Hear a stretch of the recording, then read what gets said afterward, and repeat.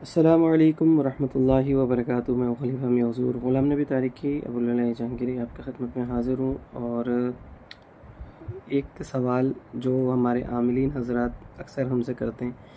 کہ حضرت ہمارا وضو قائم نہیں رہ پاتا ذکر و اذکار کے دوران،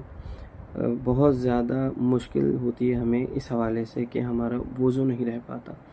اور ری خارج ہونے کی وجہ سے یا جو ہمیں قبض کی پرابلم رہتی ہے یا گیس کی پرابلم جن احباب کو ہے، ان کے ساتھ اکثر ایسا ہوتا ہے کہ ان کا وضو نہیں رہ پاتا۔ سب سے پہلے تو ہمیں کوشش کرنی چاہیے کہ جو ذکر و اذکار ہم کر رہے ہیں وہ فوراً کھانا کھا کے ذکر نہیں کرنا چاہیے۔ جب آپ کا وقت، ایک مثال کے طور پہ آپ عشاء کے بعد کرتے ہیں، ٹھیک ہے، تو ذکر کرتے ہیں، ذکر کرنے سے پہلے اگر کوئی لیٹ نائٹ بیٹھتا ہے اپنے ذکر و اذکار کے لیے، اس کو چاہیے کہ وہ عشاء کے فوراً بعد کھانا کھا لے، کم سے کم 3 سے 4 گھنٹے پہلے اس کو کھانا کھانا چاہیے اپنے وظائف وغیرہ کرنے سے پہلے۔ اور اگر کوئی چلہ کر رہا ہے یا اپنی زکوٰۃ ادا کر رہا ہے، اس کو بھی ایسا یہی چاہیے کہ 3-4 گھنٹے پہلے کھانا کھائے، اور چہل قدمی کچھ کم از کم 40 قدم اور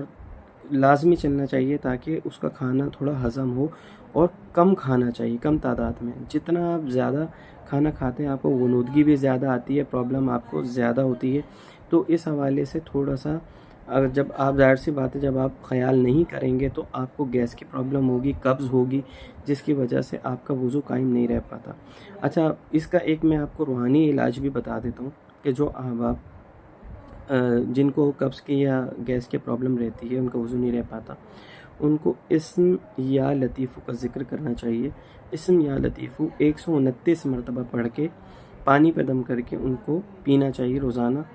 تو اس چیز کا خیال رکھیں کہ ذکر و اذکار سے 3-4 گھنٹے پہلے کھانا کھائیں، چہل قدمی لازمی کریں، ٹھیک ہے۔ اور اگر آپ کو گیس کی پرابلم ہوتی ہے تو آپ کچھ اس کا طبی علاج بھی، جیسے کہ پھکی وغیرہ ہوتی ہے، اس کا استعمال کر سکتے ہیں۔ اور روحانی علاج میں نے آپ کو بتا دیا ہے گیس کا اور قبض کا، کہ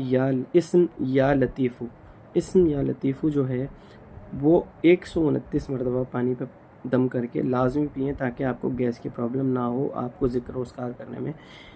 پرابلم نہ آئے۔ تو یہ اکثر بھائی ہم سے پوچھتے ہیں، تو میں نے کہا چلے آپ تمام آپ کو اس سے آگاہ کرتا چلوں کہ اگر کسی کے ساتھ ایسی پرابلم ہوتی ہے تو وہ چہل قدمی لازمی کرے، اور پھکی وغیرہ بھی لے سکتا ہے، اور اس کے علاوہ روحانی علاج بھی میں نے آپ کو بتا دیا ہے۔ السلام علیکم ورحمۃ اللہ وبرکاتہ۔